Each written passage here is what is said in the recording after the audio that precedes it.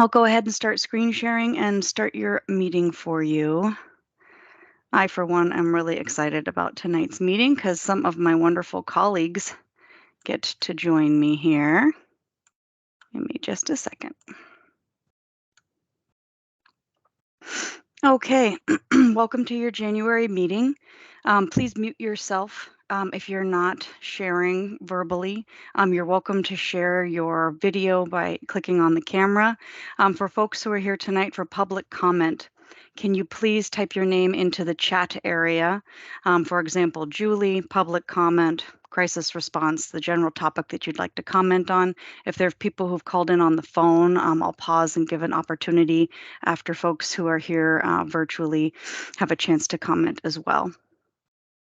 Your meeting agenda today, some housekeeping in the beginning, and there is a membership update as Hope Board members.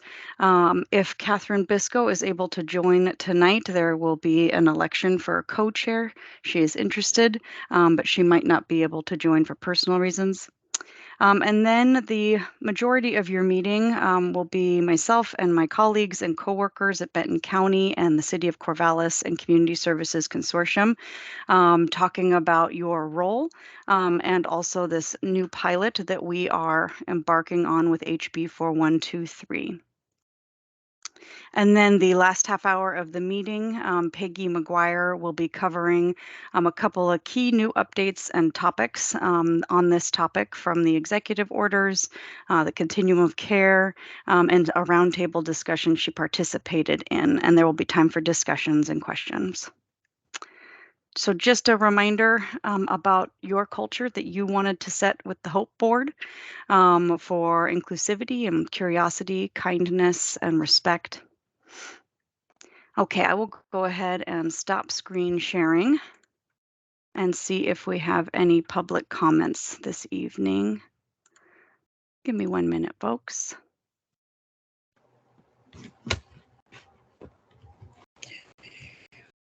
I don't see any in the chat as far as public comment goes.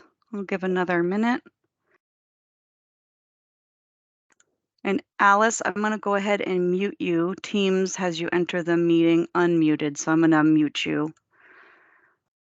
Is there anybody who is called in on the phone who would like to make a public comment?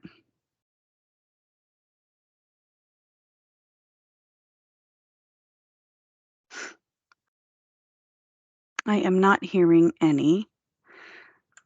And for folks who are listening and not able to see the chat, Peggy McGuire has said she has invited Dina from her team to participate in any aspect of her portion and CSC's portion of the presentation that is to come in a little bit. Thank you, Peggy. Okay, I will go ahead and screen share again, get you on your way for your meeting. Give me a second, folks. People continue to join. I want to make sure I admit them in a timely manner. All right. For your December 2022 minutes, I sent them out. Paula, thank you so much. You did a wonderful job capturing everything. And we did not record that meeting. That was an error, but she did a great job with the meeting minutes. Are there any edits to these minutes? I did not receive any via email.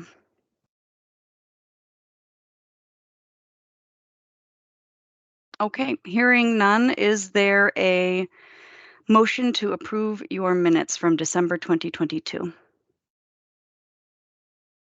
So moved. Joel, is that you? Yes. Thank you. Is there a second? Second. Brian, thank you for seconding.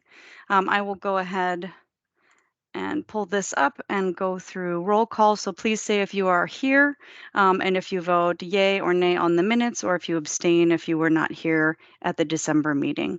Catherine Biscoe. Here and yes on the minutes. I'm glad you could join, Catherine. Thank you. Carol Butcher is going to be about 15 minutes late, but she will be attending tonight, but you can have her abstain from this vote, Paula. Alice Carter.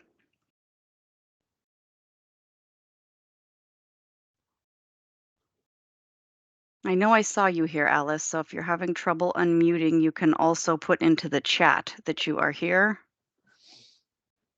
and how you vote. Ricardo Contreras, I'm here and I approve. thank you. Brian Cotter, Here and approved. Cade DeLoach, Here and abstain. Anita Earl, Here and approve. Joel Goodwin, Here and approved. Ari Grossman Naples, Here and approved. Barbara Hanley, Here and approved. Melissa Isavorin, I'm here, approved. Bria Lewis, Here and approved. Cindy Lillick, Here and abstain. Charles Mon, Here and approve. Peggy McGuire, Here and approve. Andrea Myrie, Here and abstain, because I think I had to leave early. thank you. Chanel Probst, Here and abstain. I left early as well in the last meeting. thank you. Nancy Wise, Here and approve. thanks, folks. Your minutes pass. And I will go ahead and just put this up for a second and then pass the mic over to Charles to give an update about the HOPE membership. So Charles, please take it away. Hello, everybody, and just want to start off by saying welcome to the first HOPE meeting of 2023. I'm excited about this year. I think we're going to see some great things happen. So you all have known me for a while. I've been on HOPE since it was created. I was the mayor's appointee to the board, but we had an election this past November, and I'm now Corvallis's mayor, so I'm still the appointee to the board as mayor. The previous city councilor that was the appointee was Jan Napak. She is moving on to better things, and I'll cover that in a second. But I want to reintroduce you to a member who's been part of the executive committee for a little while now as a co-chair, and that is Bria Lewis, who also won her election, is now the Ward 2 city councilor. So give her a big congratulations to her election. I think it was a fantastic win for all of us. And she wished to stay on HOPE, and I granted that wish and made her the councilor's appointee to the executive committee. I plan on she'll at least serve 1 year. At that point, I plan on re-seeing where everybody wants to be on their counselor assignments, and if people are happy and doing good work and want to stay, I will let them, of course. Back on the Jan Apex, so Jan had a lot of concerns about her ward and the infrastructure needs there, and requested to be appointed to the Corvallis Area Metropolitan Planning Organization, and I granted that. I think she'll do good work there, as she has done for HOPE. And I'm going to quote something that she sent in an email. So this is from Jan Napak. She said, "I have been blessed to be part of HOPE since its inception. These past 3.5 years have been a valuable education beyond my imagination. They have also offered me the great privilege of working with so many caring, insightful, and dedicated individuals." And I think that was just a great thing to say. It really represents, the work we've done here. So I'm excited to see what she does moving forward, and all of us, of course, moving forward as well. So that leaves a couple of openings here on the HOPE board. We have an opening for 2 co-chairs, which we might get to tonight, and we have up to, I think, with three more HOPE members. Is that correct, Julie? There are 3 openings on the HOPE Advisory Board. If you have friends, colleagues, neighbors, community members who would bring any perspective to this board on this topic, Please share the word, everybody. I've been doing some outreach, and I think I might have somebody who's I have somebody who's interested. It's a matter of making that connection. So Julie, I'll be reaching out to you and trying to connect you with the individual I'm thinking of. So with that, thank you all, and let's move forward together. Thank you, Charles. Mayor Mon, I think that's the first time I've said that. One thing before we go to a co-chair election, Peggy McGuire, you wanted to introduce a new person on your staff who's going to be playing a vital role on this topic. Is now a good time? This would be great. I just want to check and be sure. I think she's on here. Kayla, make sure your camera's on. I'd like to introduce you. We did a extensive deputy director search over quite some time. We had quite a few candidates, some internal, some external, and we went through a grueling process, and I have hired the amazing Kayla Armstrong. Kayla has been working previously at the COG, and I would just like to invite Kayla to introduce herself and say a couple of words about her background and experience. And we're going through an onboarding process and getting Kayla acquainted to all we do here at CSC. Well, thank you, Peggy. I'm trying to figure out how to duplicate her brain and take all of her wonderful knowledge from it. But I've had the pleasure of working with some of you in my previous roles. I worked at the COG, started out in case management with their Medicaid unit, did some adult protective services work, and spent the last 4 years working there in a program supervisor role. I supervised adult protective services, case managers, money management, so a lot of the program administration components of it. So I'm very excited to continue my opportunity to work with all of you in this new role with Peggy. And for folks who are new to the acronym SOUP, the COG is the Cascade West Council of Governments, and they provide support to seniors and folks with disabilities of any kind. And so Kayla is well versed in the different government assistance programs and the systems that they operate in. So I'm really glad her background is going to be coming to CSC too. Okay. There is someone on your board who is interested in being a co-chair. There are 2 openings. Catherine Biscoe, would you like to share with the board a few minutes about why you would like to be co-chair? And I have already gone over with Catherine what the responsibilities and time commitment is, and she's still interested. And then we have to, per the bylaws, do an election. So the rest of the board members need to formally elect anyone who becomes co-chair to serve on the HOPE Executive Committee. Catherine, are you able to share? I am. Thank you, Julie. I really just want to express my appreciation for all that HOPE has done. I had the privilege of being selected to be part of this group from the beginning and have seen its growth and the changes over time. Of course, our board has changed, but what has been very exciting is the initiatives and programs that have happened in this relatively short amount of time of where HOPE has supported our city and county elected officials. My background and how I got to this space first is that at the time of HOPE being formed, I was actually a program manager with Philomath Community Services as a board member, and then for the Gleaners program. And having been a volunteer there for 12 years kind of gave you that frontline view of what first, our program was food security based, but we really did see a broad cross section of individuals that we served, including many homeless in Philomath, which it's a relatively unseen problem in Philomath, but it certainly does affect our community as well. And so my interest was not only to bring that voice of Philomath forward, but also our rural county experiences and how we connect that with Corvallis and Benton County kind of being the center and the hub for our services. And then also had the opportunity through a silver lining of the pandemic, I like to say, is that we had the opportunity to bring our food and homeless services providers together through the virtual world, which hadn't really occurred before. And that really took, I think, our relationships within the county and our region to a whole new level. And we were able to advance programs and initiatives as well through that space. So I also had the opportunity to serve on the city council for the last 2 years and spent some time working with the League of Oregon Cities. We don't need to go into a lot of details about that, except that that organization works with all 241 cities, and we work on policy and legislative and other interests that directly affect what we're able to do here in Benton County. And with the HOPE Advisory Board recommendations being part of that. So I'm interested in, yes, tossing my hat in the ring, joining this group for this next iteration. I think we have a lot of great things coming, but also bringing that policy experience and that program experience as well as my service already to the HOPE Advisory Board. Thank you, Catherine. There are 2 openings and only 1 interested board member right now. So this is an uncontested vote, but I want to make sure to give all the HOPE board members an opportunity to ask Catherine any questions or voice any concerns as far as the co-chair position goes. Do you have any questions or concerns for Catherine?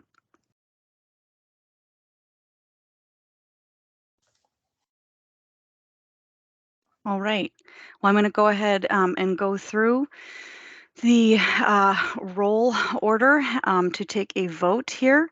I think you do need a motion first. I apologize. There needs to be a motion to approve Catherine Biscoe as a co-chair to serve on the H.O.P.E Executive Committee. I move to appoint Catherine Biscoe as a co-chair and to serve on the executive committee.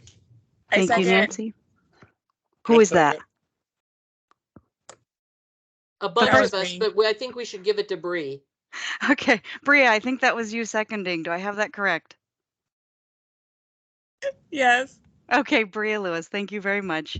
And we will go ahead and vote. Catherine Biscoe, how would you like to vote on your nomination? Well, I guess I'll lead this vote with yes. I guess yes is the right answer. Correct. You can abstain, you can vote yes. Carol, have you joined yet?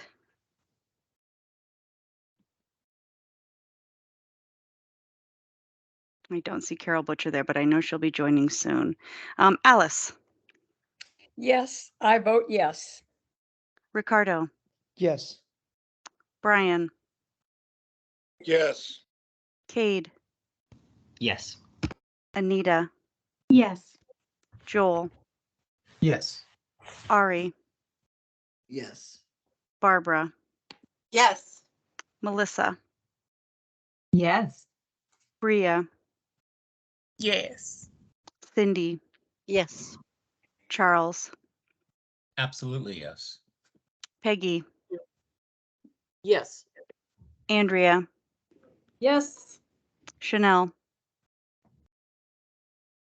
Yes. Nancy. Yes. All right, Catherine, your co-chair election has passed. Welcome to the H.O.P.E Executive Committee, and I'll be in touch to make sure you're included in all of that. Great. Thank you, Julie, and thank you everyone for your vote of confidence. Looking forward to serving the H.O.P.E board this way. Thanks, Catherine. All right, let's see here. Do we have anything? No, okay. I will go ahead and share my screen again. But Nancy, I'm going to pass the mic over to you to introduce the next portion of the meeting. Okay. Take it away. Thank you. Thank you, Julie. So tonight we are going to hear about the H.O.P.E board's role in HB 4123. And I believe that we have county staff and city staff and CSC here with us tonight to clarify the H.O.P.E board's role with the pilot moving forward. The role is going to focus on a critical component of the strategic planning process. And based on the timeline for this work, the H.O.P.E board is going to start meeting every other month until May. So we have today's meeting, and then we would be meeting again in March and May. And with that, I will leave it to staff to tell us more.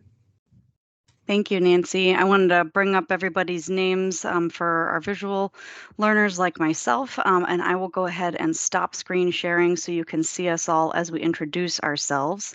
One caveat, my wonderful project manager colleague, Rebecca Taylor, can't be here tonight. She's really sick. She's covered for me when I've been sick in the past couple of weeks, and so I'm so glad we have a team to fill in and cover the portions she was going to touch upon, but she is a key colleague, participant, coworker on this, and I'm sure you'll be hearing from her in the future. But Suzanne, could you start first? Sure. Thank you, Julie. Suzanne Hoffman, Health Department Director. Glad to be with you this evening.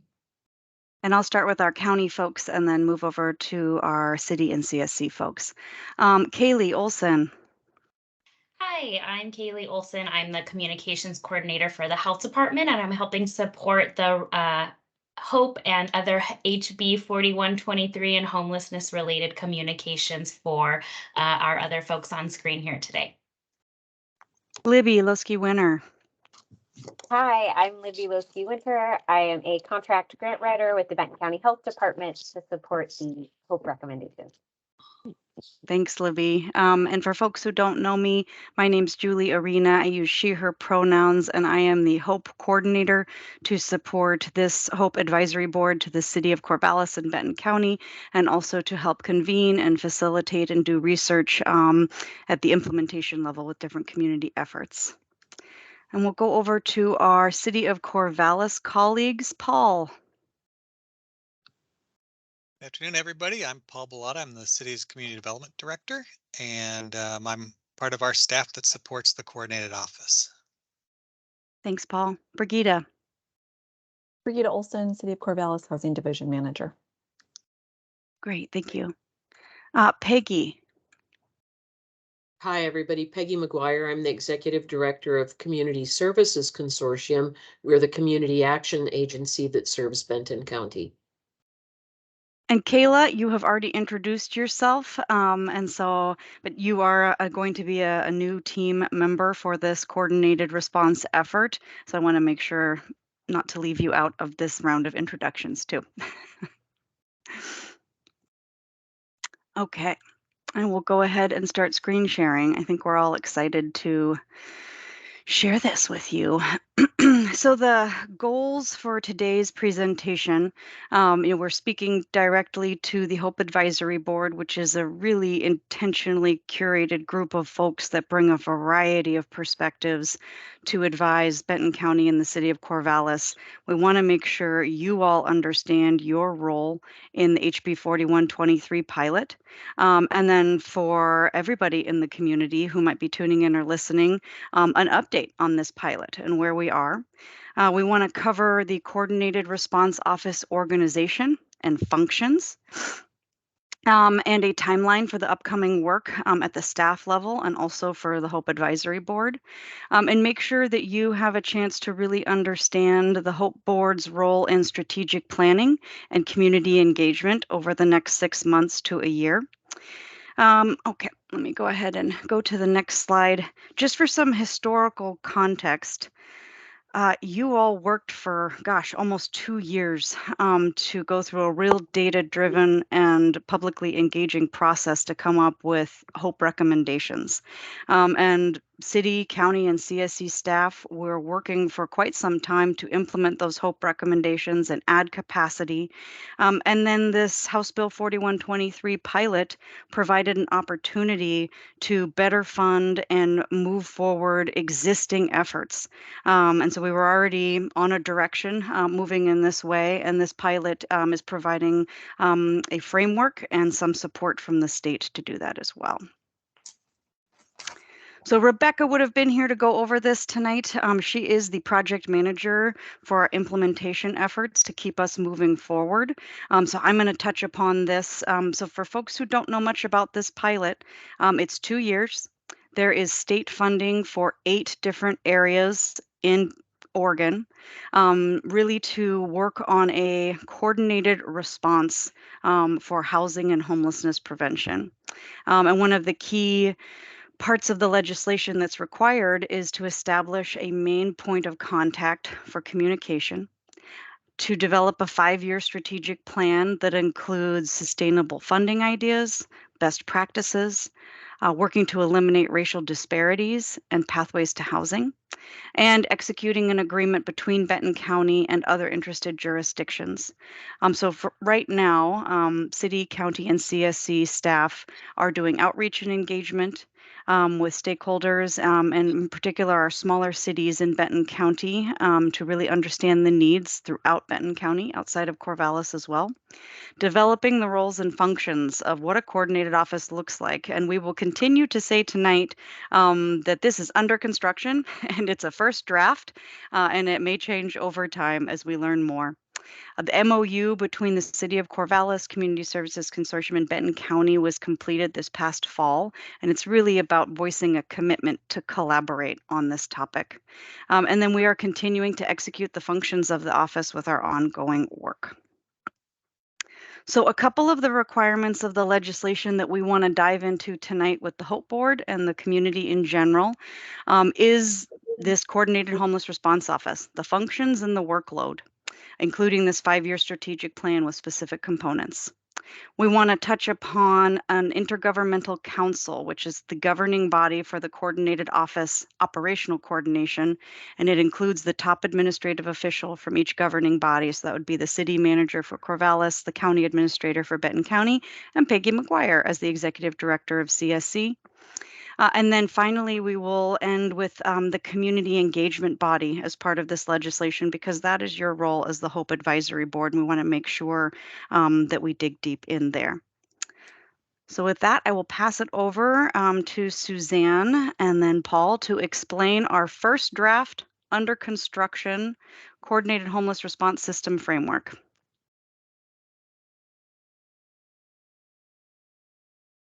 Great, thank you, Julie. Putting some structure around our work has been one of our goals ever since we embarked on the implementation phase. And I think prior to House Bill 4123 coming along and not only providing some funding, but laying out some requirements for us to do this, I think our biggest step forward was hiring Rebecca Taylor as a project manager. As Julie mentioned, she couldn't be with us tonight, but she's played a critical role in leading the way from a technical perspective, helping us understand the requirements of 4123. She has been in continuous communication with the other counties who are also recipients or part of that House Bill 4123 pilot program, both to share information and to learn from what others are doing. And she was instrumental in helping to create the structure that you see in front of you, as well as this entire team as well. And getting it down to something that is, digestible and I guess doesn't make your eyes roll back in your head when you look at it, and yet contains the kind of key pieces of information, I think was our challenge. And so under construction is probably a good way to refer to it, because even though it is a structure that needs to be clear and defined, it is not intended to be carved in stone. And it will undoubtedly need to flex in some ways, based on an evolution of our community needs, provider capacity, specific project requirements, and funding opportunities and things like that. So today is our best snapshot of what we believe that looks like going forward, based on what we know so far. And I think that through the team's feedback, this reflects needs that have been voiced throughout the process that you all embarked on, what seems like so long ago, but really wasn't that long ago, to formulate all of the HOPE recommendations, which key among those was to have the capacity to be able to build a strong foundation for system change in our community. And that is what we are working hard to reflect here, in addition to being mindful of the requirements of the legislation. So if we look at just that centerpiece, probably one of the most important things to highlight are starting with Benton County on down to the health department, noting that the city of Corvallis is off to the side. We hope that many more cities, all of the cities in Benton County, will also become partners in this effort, because it is just the coordinated effort. 4123, as we abbreviate it, is not just about one city in Corvallis. It really is about trying to have a countywide coordinated effort. And so we are well positioned, being in this partnership with the city of Corvallis to date, and the team will talk more about some of their plans to reach out to other cities as well. But if we go on down that center, please, down to roles and functions of what this coordinated office is supposed to be about. It really is, and we could probably have lots of little subcategories under all of these little bullet points under roles and functions, but we tried to boil it down into 4 overarching areas. And one of those is the leadership, structure, and support for providers and system improvement in our community. Probably first and foremost. That's why it's at the top. The second one, what we need to be able to do all that, which is sustainable funding, and to be able to maximize the impact of any investments and the effectiveness of our efforts, all toward wanting to have better outcomes for individuals and for our community as a whole. Third, to be a central point of communications. And thanks to your support for a recommendation to have staff capacity, thanks to our ability to put that in place, and a special thank you to Kaylee Olson for being so key in terms of that communication work with the rest of the team. I think we have a really strong start on that point number 3, and we'll continue to build on that. And then finally, and again, critically important community engagement, and that is where the HOPE board and other forums like the homeless service provider meetings would come in. And I think there's much more to talk about in terms of specifics of the roles that we are going to be getting into throughout this presentation, but I do want to invite Paul to jump in and cover anything I may have missed. Yeah, well, I know we'll touch on some of these a little bit later on, but a couple of things I just want to reemphasize what Susanna mentioned earlier too, is that, 4123 is, when it came out, it assumes that it's coming into a community that has done nothing. And so the work that has come out of HOPE puts us far ahead. There's also on the policy side, far ahead on there. On the operational side, what has been helpful as well is that a lot of the city county cooperation at the staff level actually comes out of our emergency operations center in the pandemic. And although it's officially been shut down, the work around homelessness has never stopped on that. And so we've put a lot of pieces together that really moves us forward a lot faster. And so one of the things we were looking at here was, how do we attach to the 4123 structure without losing what we've already done? And so bringing HOPE in here to serve this role rather than bringing up a different body that deals with that limited part of the 4123 was important. We also are looking to make this expandable. As Suzanne mentioned, we'd like to get other people on board. And so one of the things, like on the Intergovernmental Council, is we're not going to micromanage how the people get there and the representatives, and how, there's no term limits or anything like that. It's up to the member organizations to decide who they want to put there, how they want them to put there, when they want them to take away, how much authority they want to give them, because we're just trying to reduce all the barriers we can to people being members. We want this to be as inclusive as possible.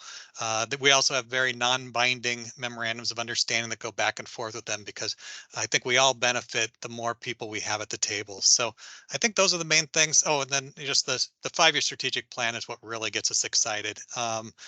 That's the piece that, as we moved in past the HOPE recommendations and the, okay, now what? So many of the things that need to happen are complex problems that involve a lot of partners and need to be worked through. And how does that cycle through? And how do we balance the urgent with the, the longer term value? And so the strategic plan will be, I think, a very healthy way for us all to have that community conversation. Thanks. Thank you, Paul and Suzanne. I wanted to leave that up there while they were talking to really give folks a chance to see this visual. Next, we are going to dive in to some examples of this coordinated office role, because an org chart, great visual, but what does it mean? So we are going to describe some of the projects that illustrate the functions and the work of this coordinated office. And for folks who are tuning in, and for our HOPE Advisory Board members, this is also going to serve as a community progress update about how we're doing as a community.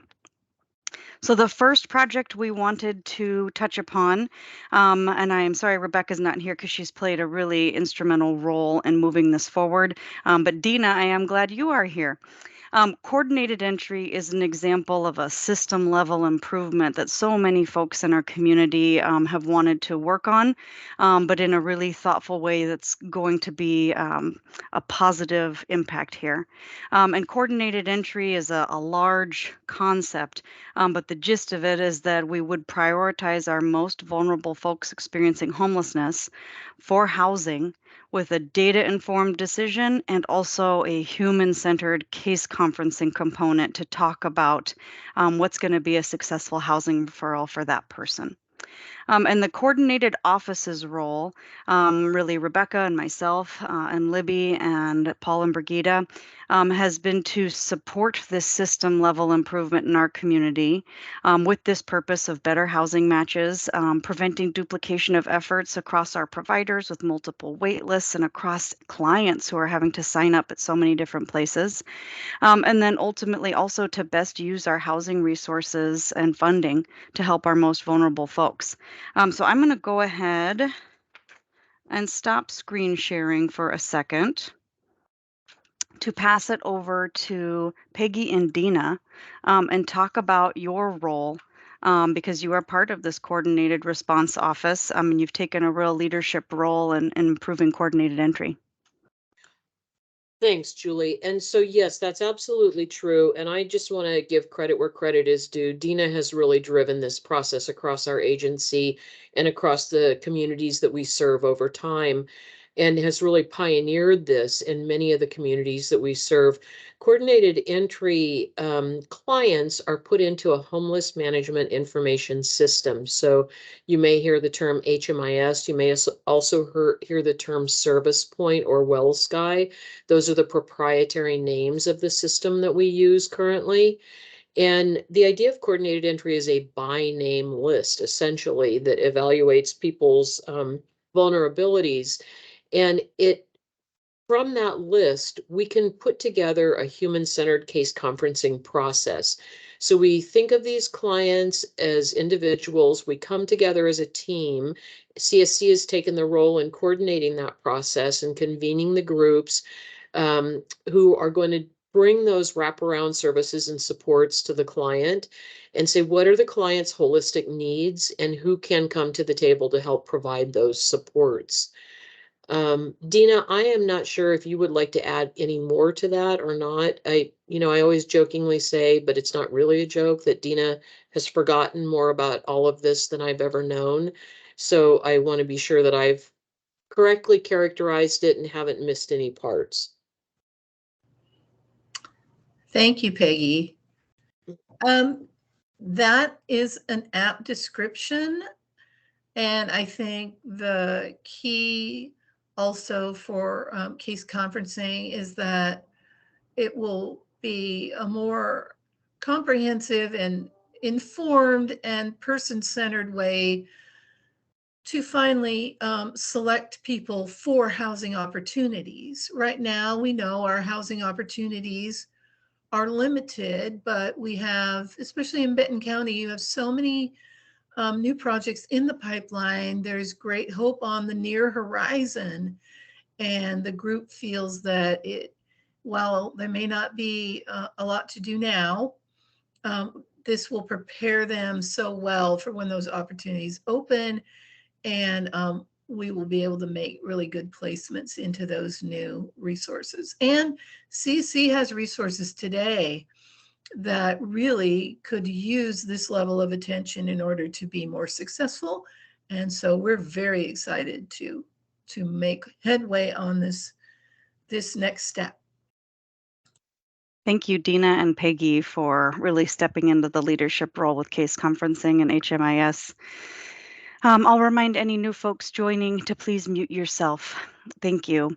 One other thing I wanted to mention, and it came up when you were talking, Peggy, focusing on coordinated entry wasn't just something we pulled out of a hat. It's part of the HOPE recommendations, the first and second one about data improvements and metrics.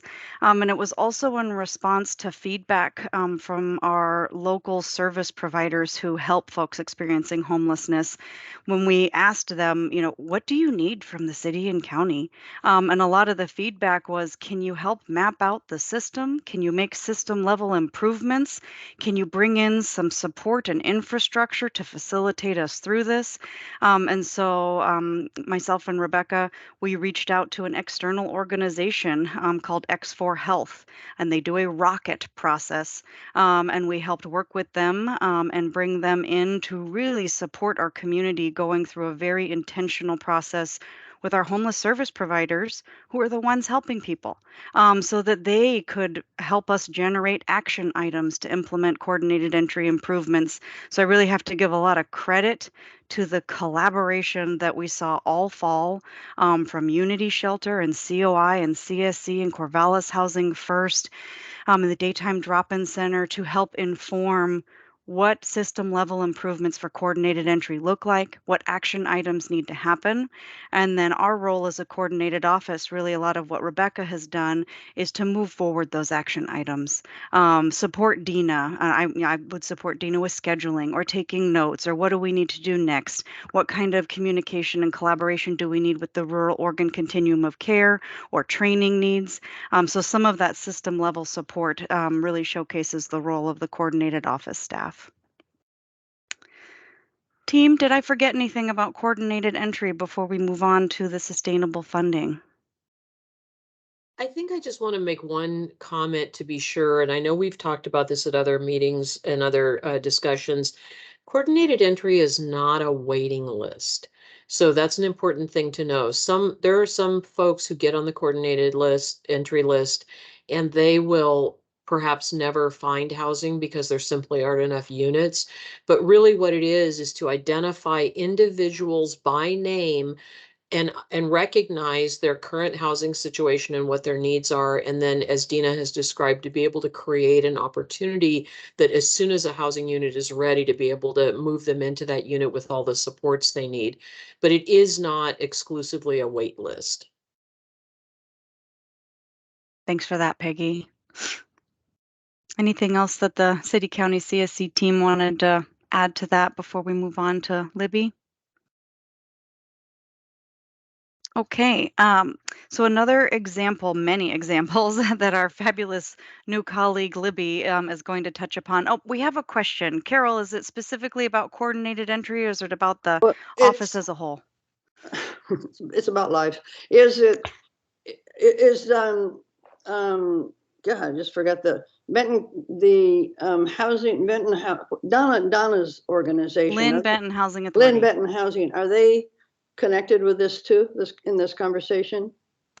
Yes, and to the extent that they have the staff capacity to participate. Right. Okay. But Donna Holt and Jennifer Sanders were included in the initial conversations of we want to move forward with this coordinated response office. What does that look like for your participation, given capacity limitations, and they don't have a designated staff to go do this kind of engagement. They're really trying to help people get into housing, but there's also a really strong link with CSC.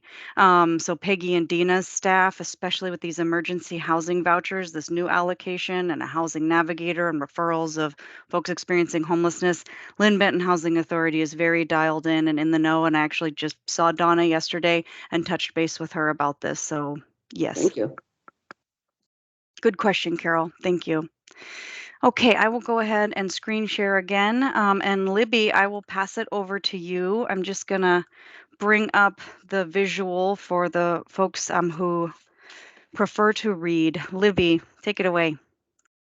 Thanks, Julie. Make sure. Yes. Okay.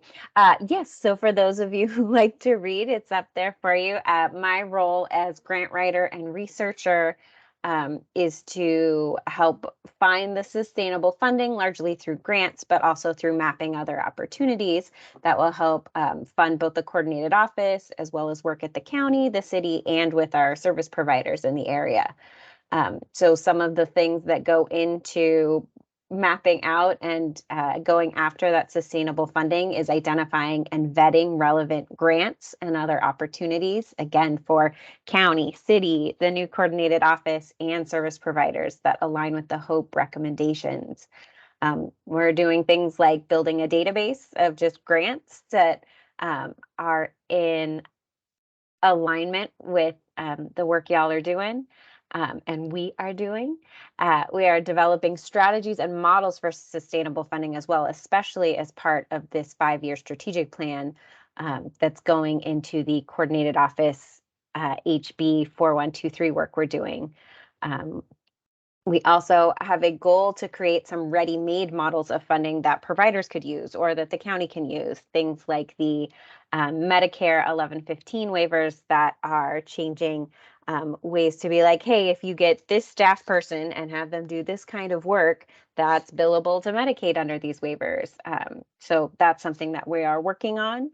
And through all of that, we are working to collaborate and coordinate with both internal and external folks. As we find these opportunities, we want to make sure that they're a good match.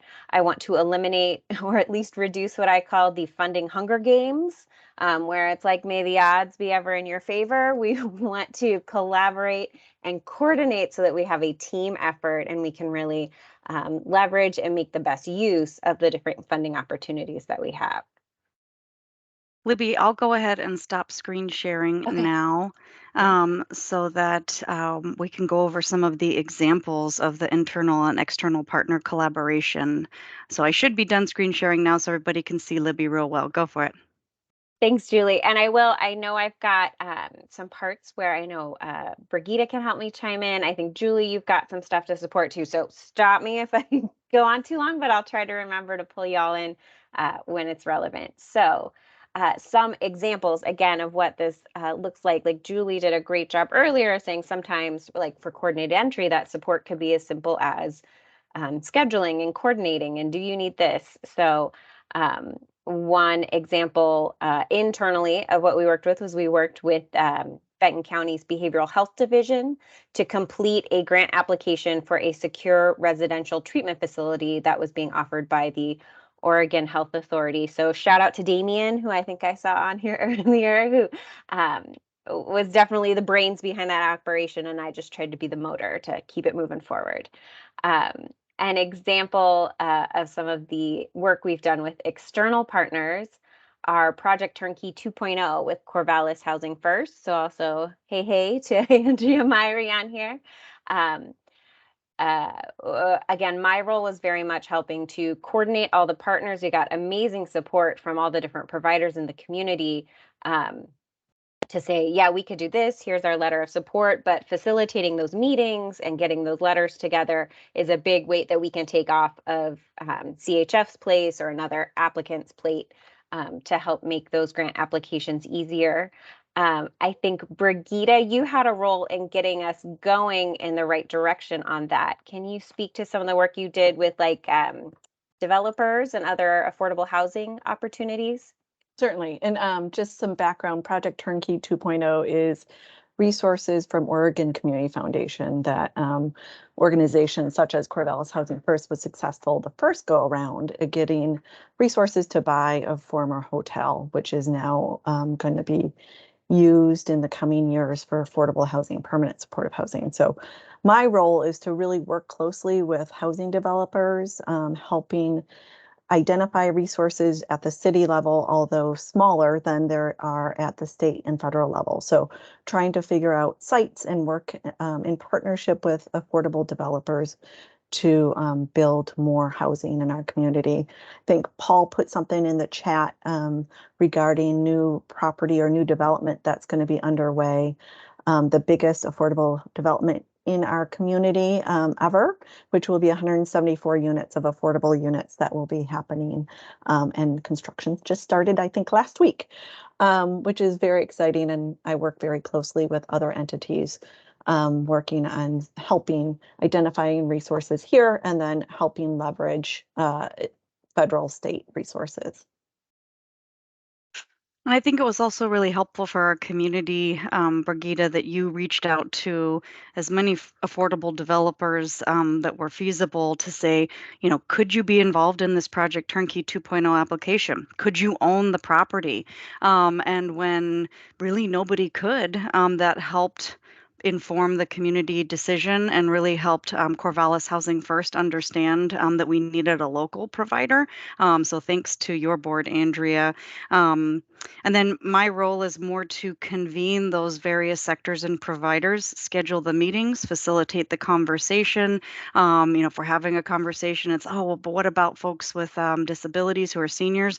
Let's invite someone from Council of Governments. Let's make sure they're included in the meeting. So a lot of that administrative support to make sure a project comes together in a collaborative way. So that's why we wanted to share that example. Yeah, and Libby, if you want to move on to the next one. Oh, you know what? I'm introducing this one. I apologize. The Navigation Center. Sorry, Libby. So the community as a whole really wanted something of a one-stop shop resource center where folks from CSC and Council of Governments and Samaritan and Daytime Drop-In Center and our health navigators and harm reduction folks could all be able to share some space and serve people so that clients don't have to go to 5 different locations to get their needs met. And that was one of your HOPE recommendations for a resource center. And at the same time, the Corvallis Daytime Drop-In Center was really interested in expanding the incredible work that they do into a bigger space and collaborating with partners in the same way that they do now. So United Way, I have to thank Chris Sherrod for convening all these providers over the past year and a half now to say, what does coordination look like? Let's keep the momentum moving forward. And the concept of a navigation center, which is a one-stop shop resource center and also has sheltering on site, is something that the Oregon State Legislature has funded in other areas of Oregon. And it really encompasses 4 different HOPE recommendations of sheltering, collaboration, resource center. And so we wanted to do what we could to support coordination of that effort as a coordinated homeless response office and staff, and making sure to connect Allison Hobgood, their executive director, with other entities at the county, like the Justice Systems Improvement Project and others in the health department, so that a provider like the Drop-In Center doesn't have to go and make all these separate phone calls of who do I talk with at the county about this. We can help support and facilitate some of that. So Libby, I'll pass it back to you to talk about your role with the Navigation Center because you've done more than any of us. I think probably Allison and maybe Alita and team have done more than any of us, but thank you. Thank you. I only mean internally. I only mean county staff. No, of course, they've done everything. No, of course. It was an excuse to shout out Alita because she's here right now. So yeah, the Navigation Center, my role again has been helping to work on the funding sources. Again, my specialty is typically in grants, but there are also a lot of governmental funding sources, legislative asks at the state level, at the federal level, working with the city and county to identify potential funding sources. So one of the main things we've been working on recently is preparing the materials for a legislative ask to Speaker Rayfield's office. We're coordinating with that. We're also coordinating because it's both the county and the drop-in center involved. We've got a nonprofit and a government entity. So we're working on figuring out what that likes as well when we have to blend different funding sources and which entity is more appropriate to apply for which. We're also hoping to, for example, identifying funding sources like working with Oregon Community Foundation and their donor advised funds and other foundations that are more appropriate for a nonprofit rather than a government entity. We have been connecting the Drop-In Center with external partners that can help facilitate these early conversations, such as a developer or an architect or a contractor. Because of course, in my job and for the center in general, one of the main questions is what does it cost? And so people like contractors and developers can help us figure out what that might be, again, at this very early stage where we're just trying to figure out what's feasible. The other great thing that is coming out of this Navigation Center work is it's helping us build a framework for what engagement could look like in developing other similar projects. For example, we're hoping to work with and starting to talk to the South Benton Food Pantry that is now has their H.O.P.E Knack Center in Monroe. That also has the potential to be a more rural and scaled size for that community, but a similar kind of navigation center that has multiple service providers kind of in a single core location in that community. So the work with the Navigation Center is helping us, again, set a roadmap for what that kind of process looks like. Any questions on the Navigation Center or anything from the team to add at this point?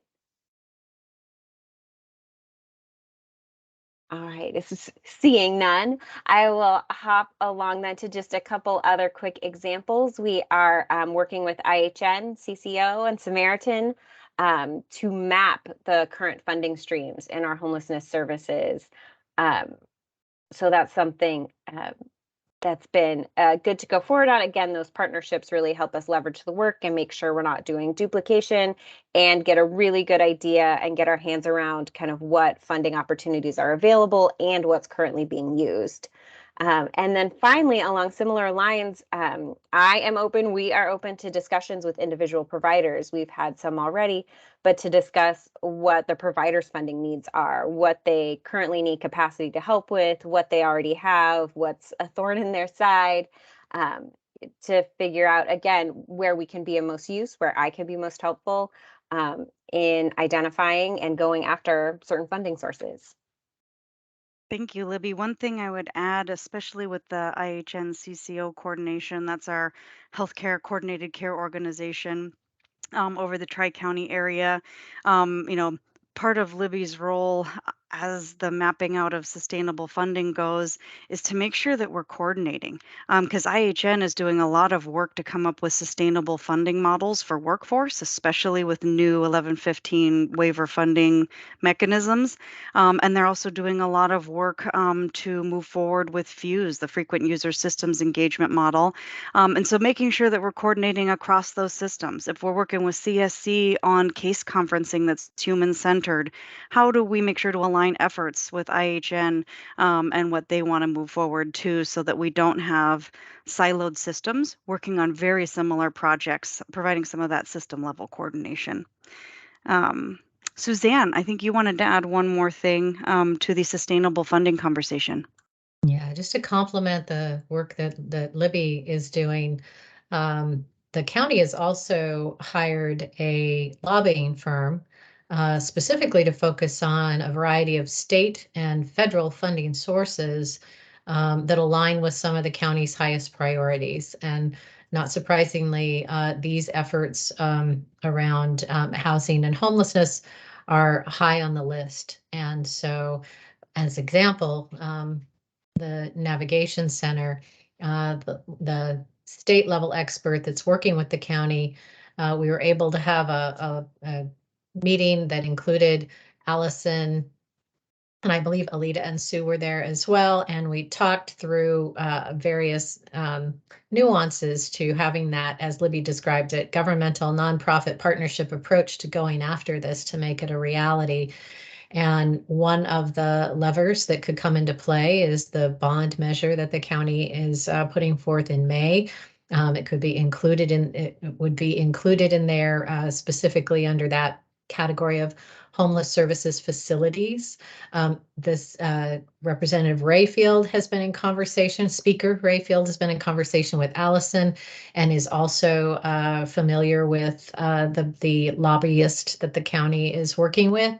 And so there can be an effective partnership there to go. I think that our lobbyist and Allison are going to meet together with Representative Rayfield to that way Allison's expertise as the lead provider in this is at that table, and the person with kind of the lobbying expertise is, and the person working with the county on that is coming alongside Allison. So again, not just to eliminate duplication of effort, but really to make sure that we're doing everything we can do as effectively as we can do it to make this navigation center a reality and go after whatever state funds may come out of the legislative process that's just getting underway. And then that lobbying firm also looks out for federal funding sources. They also have a team that specializes in that. They have high familiarity with any kind of grant or program that might be available for various projects within the county or priorities within the county. And I think what really appreciated about this firm is that it's not just go after any money that's available. They really do an assessment to tell you whether or not that's a wise choice. They're very familiar with what our federal representatives' priorities are and what they're not. So what's the likelihood that you're going to be successful with a project like A or B or C, and helping the county to make wise choices to go after the pots of money they're most likely to get, and able to administer effectively.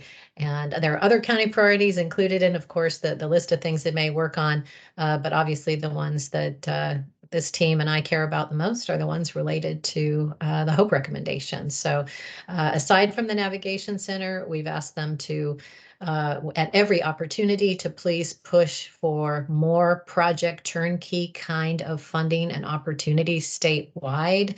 The being in limbo with the Project Turnkey 2.0 application is, I guess it's better than being rejected, but it's a lot more frustrating than being approved. And we would really like to move forward on that. And if part of the issue is, trying to spread precious resources around to areas of the state that perhaps didn't get in on Project Turnkey 1.0, or maybe are more rural than we are, so it took them more time to do the work necessary to even decide to apply. That's all understandable, but it also speaks to the need for more resources for this. And we're hopeful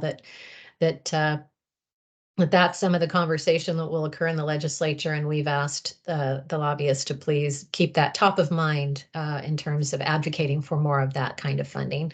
But all in all, looking at the work that Libby is doing, this lobbying firm that the county is working with, and just really seeking sources from anywhere that we can that are reasonable and appropriate to apply for is ultimately our goal. Because as we work through the strategic plan with you all in the coming months, that a key component of it is to put forth a sustainable funding plan. And we want to be, obviously, we don't have a crystal ball, and we don't have a bucket full of promises for ongoing funding, but we probably have a lot that we can identify that is either been here, is coming here, or that is available for us to look to support these efforts. And that'll be part of the strength that Libby and all the others I mentioned will bring to that part of the strategic plan. So back to you, Julie. Yeah, thank you, Suzanne and Libby. We're going to move on to the next key role that the Coordinated Homeless Response Office plays, and that is having a central point of communications. So Kaylee, I will pass it to you and bring up a few slides. Please let me know when you'd like me to advance them. Thanks, Julie. If you don't mind, I actually may go ahead and just take controls over and share my screen here. Go for it. All yours, friend. Thank you so much. We just have a couple links here that's going to bring up a web page for y'all to see. So I just want to make sure that all goes smoothly for you. So can everyone see my screen now? Excellent. Okay, I'm seeing nods. All right, so as you probably have noticed in today's meeting, there's a lot of recurring themes from the HOPE policy recommendations to the guidelines in the House Bill 4123 pilot for a coordinated homeless response system. And one of those elements is communication. Central point of communications is a requirement of our coordinated office. And so I'll talk a little bit about my role. Some of this will be a reminder for some of you who have heard from me before, and some of this information is new. So a reminder about my role, I am responsible for just ongoing communication campaigns related to HOPE and homelessness work within the county. So some of that, which I'll kind of show some examples here in a moment, but some of that includes website design and updating. It also includes social media campaigns, press releases. There's a HOPE News and Updates newsletter subscription that some of you may be familiar with already. And so that's kind of an example of those. Also collaboration with a lot of our internal communication staff. So that includes staff such as Corey Grogan, the public information officer. It also includes our staff at our partner organizations. So I've been able to work with some of the communications and marketing development staff from some of our service provider organizations. And I'll show you some examples of that soon here. And then also supporting coordinated office communication. So you've probably seen some of the visuals and graphics that, maybe the little HOPE recommendation icons, some here on this presentation today, that includes work done by my role to design those little visuals to help with the storytelling.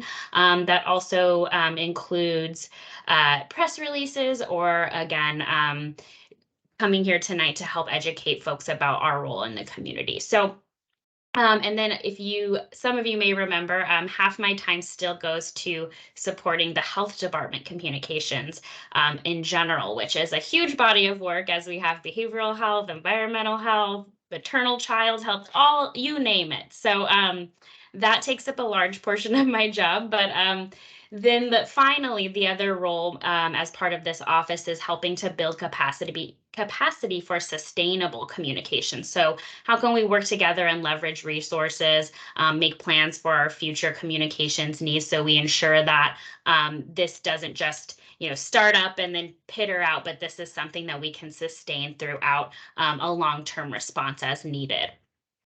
All right, so some of those examples I mentioned are here. So this kind of just shows you some of those ongoing communications as a reminder. Some of you may remember we've got a HOPE website on the county page. And so I'm just showing you my screen here. I'm going to zoom in a little bit, make those bigger. So this is just our Benton County Health Department homelessness page. And then you'll see information about our HOPE advisory board, about you all, as well as more information for resources related to homelessness. So I wanted to just bring your attention over here on the left-hand side. We've got this HOPE recommendations and progress tab. So I'm going to click over here and just show you, you probably are familiar if you remember the community progress report. So this is the kind of work that I'm helping support. So this website where you can find the recommendations. So this is all old information, just reminding you, you can continue to visit this page because we do quarterly updates to some of the progress on our recommendations. So you can see that here, there's just bullet points that highlight some progress updates from our providers over the last quarter. So I wanted to draw your attention specifically back over here to the blue menu again. So under housing and homelessness, HOPE recommendations and progress, we've got 2 new submenus, which are also part of the examples I'm sharing with you today. Our graphics and visuals, we saw the e-newsletter and social media. So here under recommendations and progress, there's now a HOPE news. And so folks can go into our newsletter that I talked about. You can subscribe here if you haven't already. That'll take you to a little landing page here where you can update your information and hit submit. And then you can also find previous renditions of our HOPE news and updates email newsletter. So the other thing I wanted to bring your attention to is that we recently were able to launch HOPE Stories. And so here you can even see it in our newsletter. Here is one feature where we're taking information from our community providers who are doing the work on the ground and have great success stories to tell about the clients that they serve and the amazing progress that is able to be made when we put housing first and we are able to support people in our continuum of care. And so we're just hoping to kind of amplify those stories and make sure we continue to remind folks that these are human beings we're dealing with. This is not, some abstract issue. This is real people, and real people are hurting. And so how do we come together and leverage our resources to make sure we help everyone in need? And so you can find those HOPE stories right here under recommendations and progress. So there's that one from Corvallis Housing First. We've got a few others down here with COI. So please feel free to go take a look there whenever you have a chance. And then we will be featuring one in newsletters to come as well, a different story. And these are also being highlighted on social media. So that actually brings me over to this point. We do at Benton County Health Department have a Facebook page. And so we are able to post HOPE-related content to that page. You can see some little examples here of some HOPE-related communications right there amongst other health department communications. And so the great thing about social media is that I'm able to work with our service provider partners to amplify each other's messaging so we get a wider audience. An example of this is Community Services Consortium was recently getting volunteers for their pit count, which occurred today. And so we helped share that social media post so that more folks could volunteer for doing the pit count. So I'll take you one more link here just to show you our Facebook page here. That way, if you're not already following us and you would like to do so, it's facebook.com/Benton Co Health Department. And you can see here we had a reminder for today's HOPE meeting, things like that. So back to our presentation. Those are just some examples of what I'm able to do to help highlight the work being done. And then the final point I wanted to share today is just to remind everyone that while I am a communications coordinator and half my time is designated to supporting this work, communications happens at all levels. So everyone in the coordinated office structure plays a role in that communication effort and that community engagement effort. It's not just about telling people what we're doing, but it's about engaging the community and outreaching to the community and finding out how folks can get involved. And that work is done by all of us, but a lot of it is done by the HOPE board themselves. And so a lot of you have, roots into some of the different communities around Benton County, and you've got your leaders in your areas, and you've got a wealth of experience and knowledge, and a lot of the community members, you engage with them, you can get feedback from them, let folks know about what we're doing, talk about the work being done, talk about the need, the need to destigmatize, the need to humanize. So a lot of that work is at that level as well. And then of course, the opportunity for the HOPE board to provide input and feedback so that when I release communications, I'm doing that through a lens that's very well informed. And so some of you may remember when I first started my role, you gave me a lot of great suggestions and feedback for some messaging. So that's part of the HOPE board's role. And then also our coordinated office staff. So Julie and Rebecca and Libby, they are working with our providers and are communicating with each other, coordinating efforts. And so one example I'll share there is, Julie is able to lead the homeless service provider meeting once a month. And so she's able to help convene providers to share information in that venue. And so with that realm of community engagement, I will pause there as Julie's going to talk a little bit more about your role in the community engagement piece, and I'll go ahead and pass it back to Julie. Thanks so much, Kaylee. Yeah, now we are going to dive into the last part of our presentation for you all, which is really about your role as the HOPE Advisory Board. So I'll go ahead and screen share for a second here.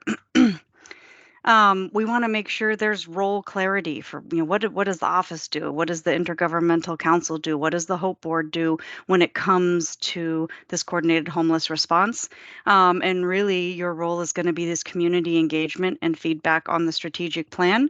So before I pass it over to Suzanne and Paul to dive into a bit more of your role, I just want to remind the HOPE board members and thank you because your foundational recommendation A was capacity to do the work and building capacity with our provider partners. Foundational recommendation B was funding. Go for more funding, figure out how to get more funding.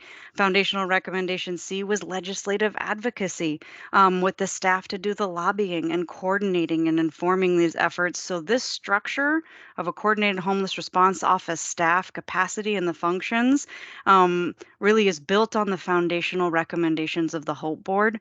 So thank you for that. And with that, I'll pass it over to Paul and Suzanne.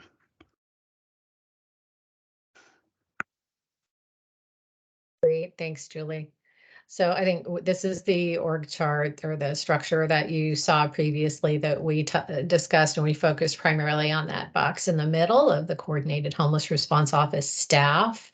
I think, understanding the legislation and how its terms or general and may not match up to ours was one of our first points of clarity that we need to understand. And so there's certainly a role for that, what we've called the Intergovernmental Council. And it looks small, but as we said, we hope to have more member cities. And I think that the role that that body plays is obviously kind of operational coordination between city, county, CSC leadership on operational decisions and staff work direction. And there's another way of visualizing it, maybe more simply. And so that is why the membership looks more like an elected official, along with a city manager, or in our case, a county administrator or designee. Different cities may choose different models, but these are the folks who are generally in charge of sort of giving us some operational direction now. Elected bodies give policy direction, and care about operations and have budget authorities and things like that. And it's oftentimes a smaller administrative group of leaders that are helping with the more detailed operational direction for staff and working through issues that may or may not need to be escalated to a particular elected body. Right now, as it's just been City of Corvallis and Benton County on the governmental side, it has largely been, if it's something that either Paul or I cannot resolve at our level for whatever reason, or need additional support or authority or just awareness, I know city manager and county administrator are our go-to people for those kinds of things. And so I think that it is important to note, though, that this intergovernmental body in no way assumes the authorities of any other governmental elected body or CSC's board of directors, for that matter. So whatever authorities and responsibilities a city council or a board of commissioners for the county or a board of directors for a CSC have is what it is. It trumps everything else, because those are the bodies that have their own governing rules that they follow. So this is not meant to try to duplicate that or replicate it or take anything away from an already elected body's area of responsibility, but it does bring these voices to the table in a very helpful way, and it lines up with the requirements of 4123. And then the HOPE Executive Committee would be that liaison that can move between the larger HOPE, what we call Community Engagement Board, which is the HOPE Advisory Board, and whatever those elected bodies are. And I think the arrows are going several different directions, because information is going to flow both directions all the time. And because the 4123 asked for what they called a stakeholder advisory kind of function, we, again, as mentioned earlier, this community is way ahead of many because the HOPE Advisory Board exists and has existed for some time, and you all more than meet the qualities that any community would hope to see on its community engagement or stakeholder advisory board. And so that role piece was easier there. I would probably look more to Julie and maybe Paul or Nancy to add any commentary about the special role of the HOPE Executive Committee. And of course, Paul, please chime in with any other additional comments you'd want to share. Yeah, I can jump in on want to talk a little bit about the Intergovernmental Council. And by the way, we have a hard time choosing names because each organization has different way of naming things, and one thing means one thing and one and the other. So do not be surprised if this name is not there in 3 months and it's called something else. We're still a work in progress. Because you know the HOPE Executive Committee, I want to just talk about the Intergovernmental Council and kind of how it's the same and how it's different. It is the same from the perspective of a liaison back and forth. One of the things that's important from the coordinated office as we want to not tie everything up into too much red tape so that everything takes 10 times longer. This is supposed to be about making things work better. And so one of the areas where it could, if there wasn't an intergovernmental council where things could be difficult, would be if we have to do coordinated activities across multiple entities. If we have to stop and go to the Paloma City Council and then the Corvallis City Council and then down to Monroe and everything, it takes 3 months to get anything done when you try to schedule all those in. And so having the Intergovernmental Council is to allow us to have a group that we can quickly go back and forth to, and that we will not be spending all of our time in front of them. They can work with their own boards and figure out how they want to do things. The other thing about the intergovernmental councils, because the coordinated office is operational, things that we can already have the authority to do, we're just going to keep doing them. And the Intergovernmental Council will be different than the Hope Executive Committee in that it won't have probably regular meetings and that sort of thing, because it's really as an as needed basis. When something exceeds the authority of the coordinated office or needs direction from other groups, then that would be where you would pull the Intergovernmental Council together. And I was trying to think of an example because I know this is kind of difficult to grab your hands around. So I was thinking about when we think about like the micro shelter programs, if we had at the early stages, one of the things that we had to do working with the Corvallis folks is figure out what the standards for one of these things needs to be, because they don't fall into building code. We had to have fire fire marshal and my building staff go there and everything else. But if we did that in a vacuum and then Philomath had a different standard and Adair had a different standard and the county had a different standard, all of a sudden a provider is going to have to go through all these different steps, which doesn't make a lot of sense. And so what the coordinated office would have done would be to kind of pull those people together and figure out what a joint standard is to make it easier for everybody else. That work could occur at the authority level of, like, for me, I've got that authority level, so that would be fine there. Now, on the county side, we have public health people there, and they don't have that under their control, so they may have to go up to, the county administrator to get that resource. And we don't know what Philomath would have if they were in there and those sorts of things. So from that perspective, it may be something that could stay completely in the coordinated office, or there may be elements that would have to go up. Where you kick into the Intergovernmental Council would be if we took a next step, we start talking about micro shelter villages. That's more of what they would call a land use action. And you'd also want to have similar standards there. So you don't have, in one city, you can just go get a building permit and do it. Another city, you have to have a whole big public hearing and it's difficult. In one city, you can have 5, another one, you can have 20, all these sorts of things. We'd want to streamline that. Well, in order to do that, that is something that goes back through elected officials, because that ends up changing the land development code. So at the coordinated office staff level, we may have been working with providers and come up with the idea that, wow, it would be great if these were all kind of the same. But then we would go to the Intergovernmental Council to say, okay, we have this idea. Do you think there would be support at your elected bodies? And we could find out whether, well, we could go there or not there. And so that's an area where we would need their input before we spend a whole lot more time in it. So just kind of an example of how these things would work, which is a little different than what the executive committee does. And aside from those excellent examples, thank you so much, Paul.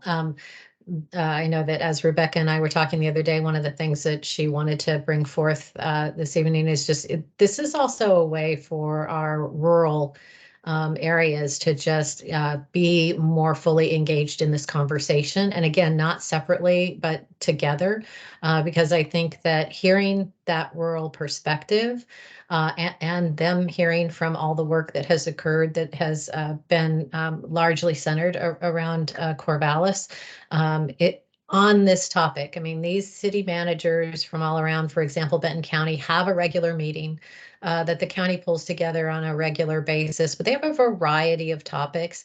This is an opportunity to really focus them all on this work and this topic, not to suggest a one size fits all. One size fits all if it works and it's streamlined and it's what we can make happen, but also to take into consideration that every community may experience this very differently and have different needs and different ideas for solutions. And it would be good to have this forum as a conversation, as a regular point of conversation on those issues. And it will help, I think, the coordinated office to do a better job to working with that information front and center at all times. Yeah, one of the areas that the coordinated office can help with. Paul and Suzanne, I want to make sure we save time for the Hope Board to ask questions. Is it really vital? I was just going to point out when she was talking about the rural, one of the things that the coordinated office can help with is, like, Corvallis is the only government that has dedicated housing staff, but there may be a desire to have affordable housing or housing projects in other parts of the county that wouldn't have enough business to generate needing to hire someone. And so that's the kind of resource that it can also be for areas outside of Corvallis. Thank you both. Yeah, I appreciate that bigger perspective. So we want to move on now to talk about your role in the strategic planning process for this pilot and how it will help inform the work that staff does. And so, as Nancy said in the beginning, based on the staff recommendation to the HOPE Executive Committee, the HOPE Executive Committee made the decision to have the HOPE Advisory Board meetings be every other month, at least for the first half of 2023. So in March, staff, us, we will come back and present a draft outline of the strategic plan. And the outline really will help inform the content that we put together. And then we will have some time to work on the content. And then in May, come back with a first draft of the strategic plan. And your role will be to analyze it and give feedback on the plan. And so a couple of sort of brainstorming questions and ideas to kick off your questions for staff and discussion. What does feedback on the strategic plan look like from the HOPE Advisory Board? If we give you a draft outline or a draft of the plan itself, hearing from you about, are we effectively communicating this plan and the ongoing needs? Because this plan is going to be communicated to the state legislature. Will it make sense at that level to a state committee member? And then locally, how might this plan be received by our community or by a community that you're a part of? How can we make it more digestible and understandable? What did we miss, or what might make more sense? Suggestions to improve how we are organizing things, and also to vet these ideas in the plan and make sure that we're building on the HOPE recommendations and adding value for our implementation efforts as a community. And also wanting to kind of think in the future too, are we making sure that this strategic plan is flexible enough to respond to any changing landscape and resources? So without further ado, the crux of why we wanted to come here, answer questions and hear your discussion. Do you have questions about this draft office structure, about the pilot, about the HOPE board role, or anything else? So I will go ahead and stop presenting and facilitate any questions you have for staff, discussion you have around this topic and your role to make sure that it's clear and understandable. And thank you to all my colleagues for being here tonight from the city and the county and CSC. It was great to be able to share all this information as a team.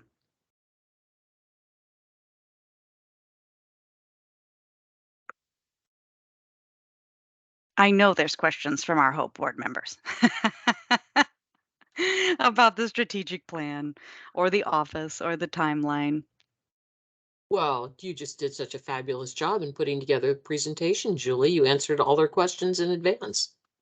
I have to give credit where it's due to all of my team members for the visuals and the content and the presentation. Melissa Izavorin, please go ahead. Thank you. I'm not quite sure where to start, so I'm just going to start rambling. The IHN perspective is really regional and very broad. And I think that it's always a little complicated for me to come to the table with just a Benton County focus, but I have to think of it, in that broader regional perspective. And so we do end up doing a lot of things that overlap, a lot of similar initiatives and funding. So we have to really keep connected with you all at the Benton County level. And, we have the 1115 waiver for Medicaid that will allow for some housing benefits. It is not entirely clear, but we can pretty much guess what they're going to do. And, it's focused on temporary 6 months rental assistance and all of that. And what we would like to do as IHN is really create like a regional group that can come together and help define what those benefits could be and get a jump start on that. What will really work for us? Because OHA is also engaging us to think about what those benefits are and how we activate them. But we would want to do that for the entire population, not just that small subset. So just keeping that in mind as you're looking for feedback, you're going to bring us a draft of what you came up with internally. And I know that you all know the majority of what's going on and what's needed, but if you bring us a draft, it's nice to have something to work toward, to work from, I would say. But oftentimes, what I feel and what others have communicated with me, like if you don't bring us in on this discussion on the development, you're bringing us for dessert, but not for the appetizers and the full meal, right? And that's, so I just kind of wanted to see if there's a point for us to connect a little more along the way. And I didn't know if you wanted to pull in a few key folks for that too. And I don't know if that made out. I have all this stuff in my brain swimming around and it's late. So hopefully that made some sense. Can I clarify, Melissa, when you say bring us in along the way, do you mean the Hope Advisory Board or IHN? Or I'm actually referring to the board. So like maybe it's a subset of some folks that are really interested in digging into the details with you as you're formulating that draft. So the Hope Advisory Board policy recommendations really are the foundation for what will go into the strategic plan. So it's not as if staff, all the folks you've heard tonight, are saying, "Well, what do we want to work on? Let's put it in the strat plan." We have already been directed by our City Council in Corvallis and County Commissioners to work on implementation of the Hope Board's recommendations. And the foundational ones are setting up this structure to have the capacity and the funding to work on it. But then what goes into the strategic plan, you're going to see a lot of those 12 HOPE recommendations. And so the HOPE board has been engaged to help even create the content from the get-go. But I do hear what you're saying. Peggy, did you want to chime in on that? I do. Thank you so much. I wanted to say, Melissa, that I feel like what you're talking about makes a huge amount of sense. CSC is very engaged in this same work, same House Bill 4123 work that's happening in Lincoln County. Lynn is the only one of the Tri-County region that you serve, that we also serve, that some of our other partners here at the table serve, that that didn't get those allocations. And I just feel like as maybe a subset of this group, I don't want to offer Julie's time. My former boss, Martha, used to always say, no job is too difficult for the person who doesn't have to do it. But Julie has been so instrumental in convening all of the homeless provider partners, as Kaylee mentioned earlier. And I feel like, that might be something that a group of us, a smaller group of us, could convene, kind of that subset of partners from Lynn County, Lincoln County, Benton County, that are interested in talking about that very specific piece that you're talking about. And that information can feed into those two groups that are creating those strategic plans. So just a thought. Yeah, I appreciate that, and maybe that is a good route. And I know you are kind of working all across the region as well. And the sad thing is I wasn't here for the development of the Hope Board recommendations, so I have that gap as well, and just I'm like one step removed. So, but I appreciate that. Well, Bruce helped to write them as well. So IHN, I mean, at the highest level, was part of the whole process for the data and community engagement and how do we draft them and what is realistic from IHN's perspective to collaborate on and be a part of and endorse and get behind and move forward. But I do hear you, and I think, that's why we're coming back with a draft outline. To really hear your feedback. Like, well, what about this? And are you going to be sure to touch upon that as you start to write the content? So I hear that loud and clear too. Suzanne, did you want to jump in? It looked like you might have wanted to contribute. No, okay. Nope, you covered it. Thanks, Julie. Thank you, Melissa. Thanks. And at the staff level too, I will say that Libby and Rebecca and I meet with Charissa and Stephanie Jerome to make sure that there's that level of coordination too. So Yeah, and Stephanie's on the line now. I think so. Oh, good. Yeah. Other questions or feedback, perspective, issues, ideas from our Hope Advisory Board members? A lot of you have been working on this a lot longer than I have. I don't know if I'm next. Am I next? Go for it, Andrea. Okay. All you. And then Catherine. I'm a little concerned. I know that there's the structure that the legislature has sort of set into place. So there's a lot of what you have organized that you don't have control over. So like you have to be structured however to meet the requirements of the program. There's a tension between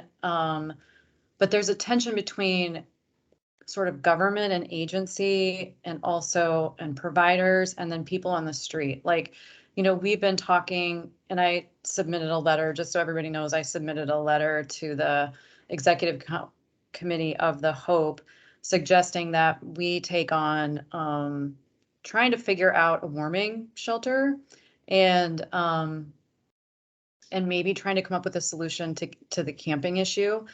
Camping issue being that, we are still posting people, city, Parks and Rec and ODOT and the railroads are working with folks, and I don't know if they're trained to do that. I don't know that there's best practices being followed. I mean, I feel like the job of HOPE is really to be an advisory committee to the community on homelessness. And yes, we are driven by our priority areas, and we don't want to introduce chaos to this group. But on the other hand, I think that if we're going to continue to be relevant to the community and the people that we're serving, we have to take action on some of these issues. And we have such a great group. Like, we have such a diverse, great group from a number of different backgrounds. And I feel like we could do this important long range work, but also try to solve some of these issues that are affecting people right now, tonight, on the street. And instead, the providers end up trying to deal with that stuff on their own with very limited resources. And, and sometimes the solutions that are formed are not appropriate for the community. I feel like we can step in and help with those things. So that's the only thing. I mean, I know that this is a much longer range thing and it's exciting and everybody's been working hard on it, but I also am concerned that we're going to lose sight of the day-to-day stuff that's happening out there. Thank you, Andrea.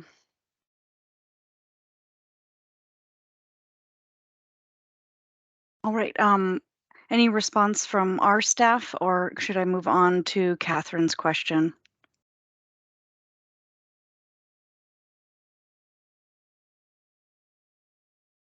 Okay, Catherine Biscoe, you have a question or comment, or go for it. Yeah, just a comment, and Andrea, always appreciate that day-to-day, right? That day-to-day barriers that we experience in those day-to-day challenges. I think it's important that we keep that on the radar. My comment really was just that after the amount of effort, which has been extraordinary, and the staffing contributions to this and the HOPE Advisory Board, I remember some of the first meetings we had where we were really just throwing ideas out all over the place to try and figure out what might work as we began on that journey of how to put recommendations together. It is very exciting to be in this space tonight where we are looking at what this next step might look like and how we expand the foundation that we built within the core of Benton County, how we start looking to expand that to our rural areas as well and really bring on some more partners. So I appreciate Paul's comments about the folks at the table. I think we'll see a lot of value from our partners that haven't always had the opportunity to be in these conversations. And I think that we have a great opportunity to address not only that short-term and immediate and those folks on the street tonight, but also those long-term goals and solutions. But we've earned the right to be thankful for what we have achieved so far, but there are so many exciting opportunities being presented tonight. So just thanks especially to staff and to the board that's brought us this far and our service providers for sure. Thank you, Catherine. I see another hand up. Is that you, Carol? Yes, go ahead. I guess I'm a little concerned. We're starting to get a lot of levels of, I don't want to say bureaucracy, that seems a little harsh, but it feels like I don't know, it just feels like there's a lot of layers here that could be very functional or could be less functional. And I don't know how we hope everybody guards against that, so that somebody who's just trying to get something done doesn't get carried, doesn't feel put off by, well, do I talk to this group or that group? And I'm not talking about coordinated entry. I'm just talking about a citizen or a provider, a service provider. Is there any concern on anybody else's part that we're creating a multi-layered organization that might just be a multi-layered organization versus a coordinated organization? I'm sorry to ask the question, but it worries me. It's good to vet these ideas, Carol. Thank you. Suzanne, did you want to touch upon that? Yeah, I think it's a valid question, and as I think about it, these layers already exist. There are already ways in which we operate that are represented here. I think what this can bring is more clarity around roles and clarity of purpose for different layers and groups, and I think that's a good thing. On the other hand, I think this is new. This is, as we said, under construction. And I think as we start to move down the path, we have to be really mindful of what Carol just described, that it does not become cumbersome or a bottleneck or confusing. And even though the legislation requires certain components, which is most of what is on that organizational chart graphic, how we do it is very flexible at the local level. When Benton County, as well as the other counties, threw their hat in the ring for this before the legislators even went forth to make it happen, I'm pretty sure we weren't the only county who said, we are really interested and we want as much local flexibility as you can possibly put in there, because every county and community is going to want to have that level of flexibility in order to make this work realistically for them. So again, I think the component parts are required, but how we do it here, I do think we have opportunity to make changes along the way to make sure that we are being truly streamlined, to redefine roles if we need to, where we can. But I do think Carol makes an excellent point, and we have to be really diligent about this. Thanks, Suzanne. Paul, I saw you put up your hand. Is it to respond to Carol? Because there's also another question from a board member. Yeah, I was just going to say that is something that we have been worried about and trying to take care of, and kind of to put it in context, just having the single point of contact is important. Right now, before this, if you had an idea of what you wanted to do you go to the city council? Do you go to staff? Do you go to the county? Do you go to CSC? Do you go to the IHN? And this is going to pull people into the same spot. And so it will be where there will be a little bit of traffic control on some of that stuff. But I think the big place is going to be on the strategic plan where, so much, of what happens around here right now is we start down a path doing one thing, and then we decide to chase another thing for a little while, and then we decide to chase another thing for a little while, and all the parties don't necessarily know what's going on, and that's really changed a lot to the good in the last couple of years. But and I would say, 4 years ago, there was a lot of stuff happening in a vacuum, and we were duplicating or having gaps. And I think this is going to be driving that down and taking some of that levels down rather than taking them up. Thanks, Paul. And thanks for the question, Carol. And it's in our minds as well. Ari, last question, and then we're going to move on to the last thing on your agenda. Yes, hi. My thought is about communication. I think it would have been helpful, like the executive board made a decision, is what I heard. Correct me if I'm wrong, about meeting every other month and had an awareness of the changes that were coming. I think it would have been helpful for executive board members to communicate this decisions that were made to the group as a whole, before moving forward, like some kind of a communication saying, hey, we met and this is what we were considering. This is why we decided to do this. It feels like that piece was missing. So that's all I wanted to throw in there. Thank you for that feedback, Ari. I know our executive committee members are on here tonight, so I'll be sure to incorporate that into their future meetings as a reminder. Thank you. Can I just make a quick comment to that, Julie? Sure, Peg. I also really appreciate that feedback. I think that this is one of those things that happened on the fly, that as we were meeting, talking about how are we going to accomplish all the things that have to be accomplished with only a limited number of staff members to get that done, that we said, well, we could probably just go to meeting every other month, and that would give you extra time to focus on the projects that have to get done. And so I don't think there was any intention to leave anyone out of that decision. It was just kind of a spur of the moment decision to kind of achieve what we thought needed to happen. Well, and really from the staff perspective, to give us time to come up with content for you to respond to.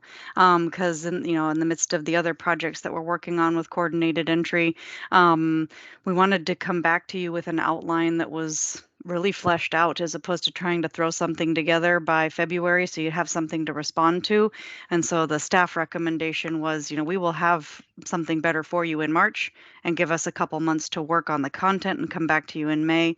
So that was the reasoning too. Andrea, last comment, and then we'll move on. I just wanted to say, I think that, we are HOPE.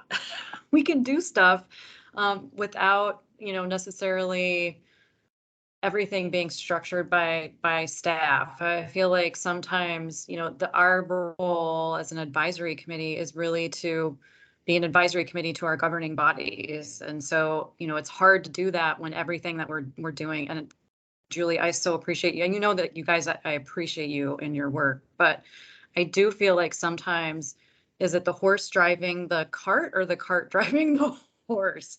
And we have such a fantastic group of diverse perspectives on our HOPE. I feel like we are underutilizing this group, and maybe we could do something where, we're having an official meeting every other month, but that we're doing something that's more action oriented in those off months. And I know that that's a big burden on staff, but that also can be driven by some of our members too. So that's the last thing I was going to say. Thank you, Andrea. And the executive committee is going to continue to meet in February. So there might be an opportunity to discuss this further amongst themselves with that. We only have 10 minutes left, Peggy, so I know we are not going to get to the 3 things you wanted to talk about. So let me pull it up and maybe you can just talk about one, and then we could send out an email update about the other ones, the executive orders, anything about the continuum of care, and then the roundtable discussions. What do you think, Peg?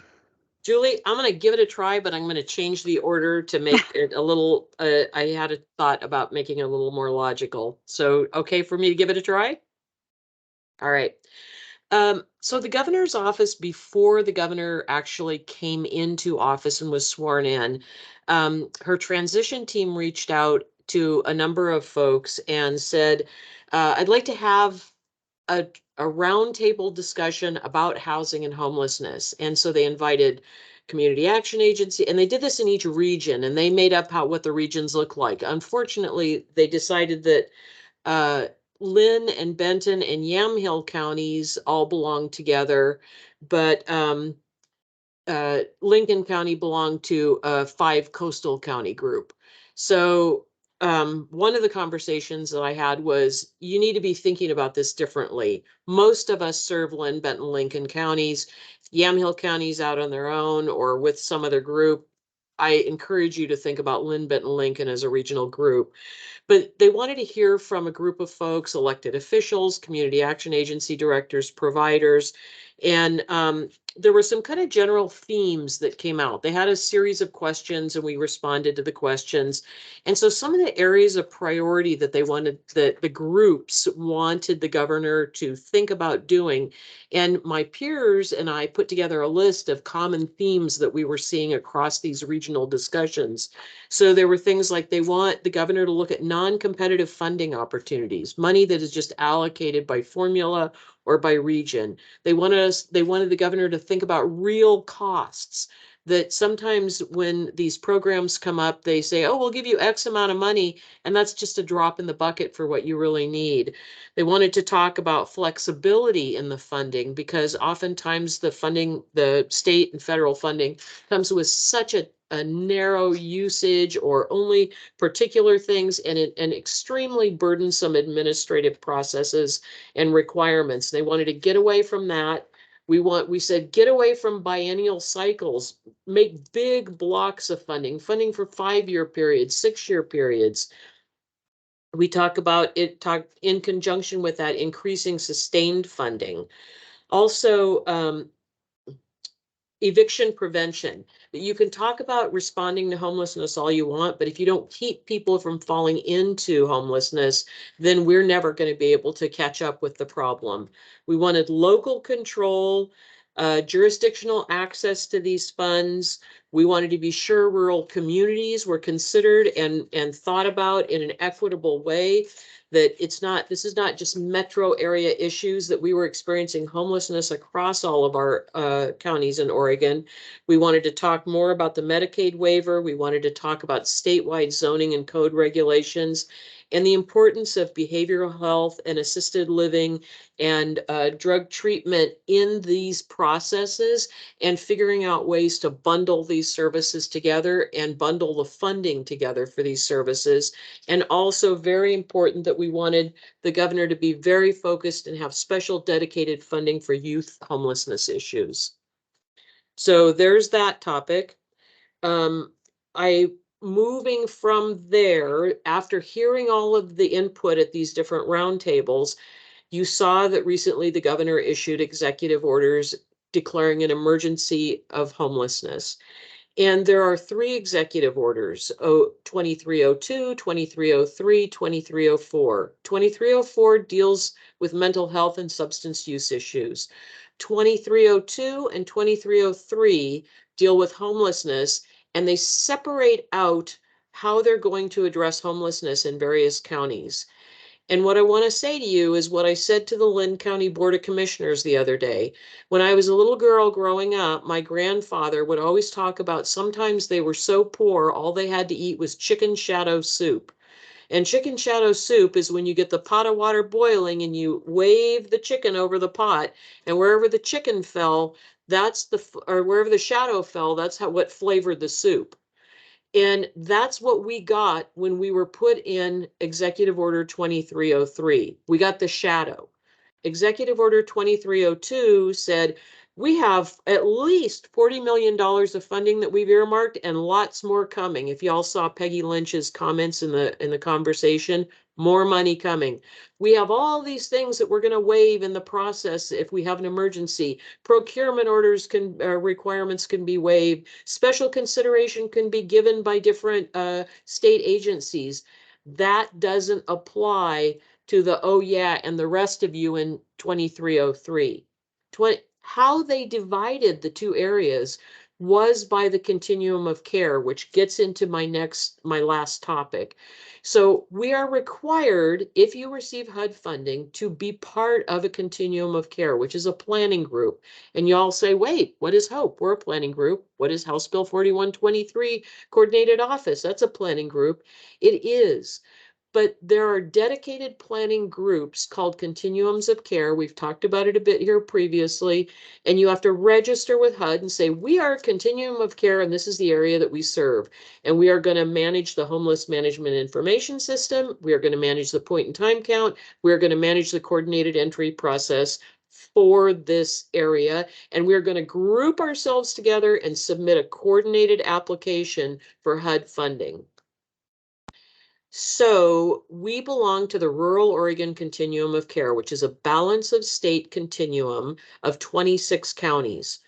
All the counties that were named in, so Multnomah County, Jackson County, Marion and Polk counties, those continua were named in the Executive Order 2302. And 2303 was, oh yeah, and all the rest of you guys that are in the balance of state, because your homelessness issue isn't nearly as serious.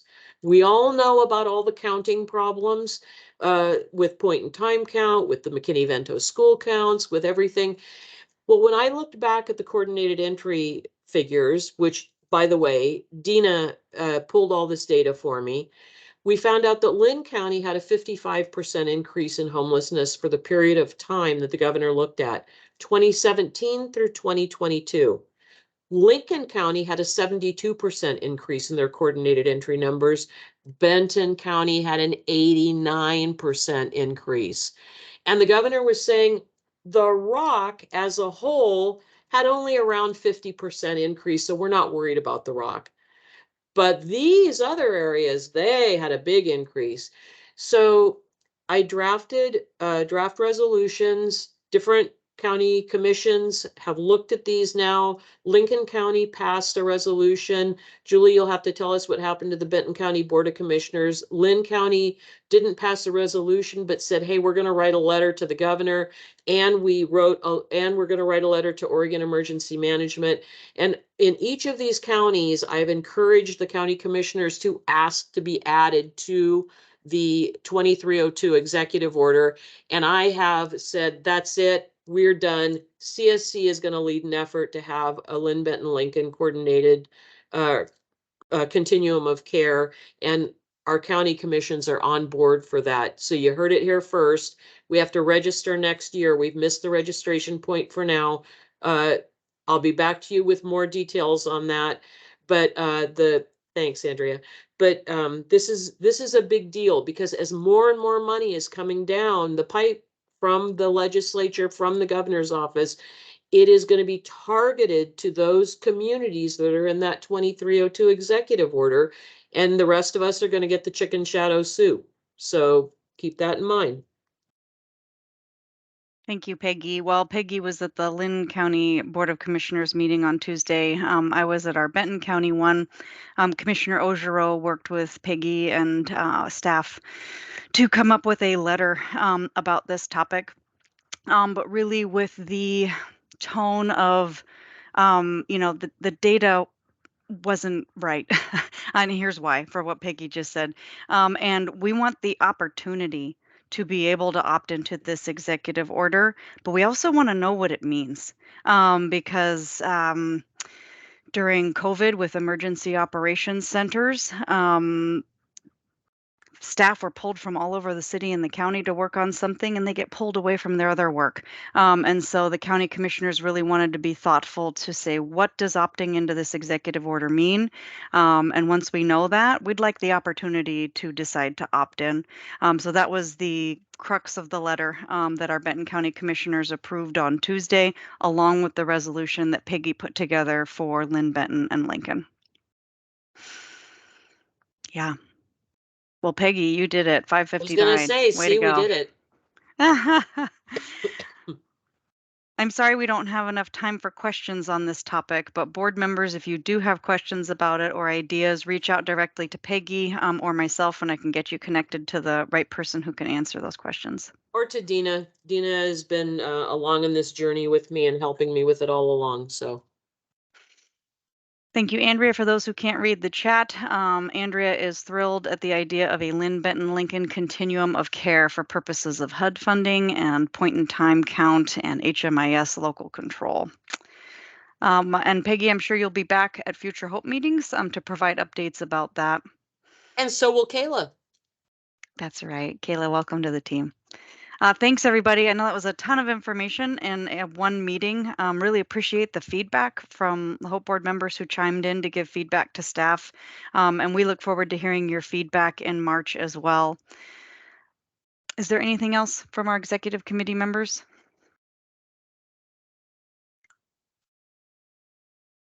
Yep. Thank you.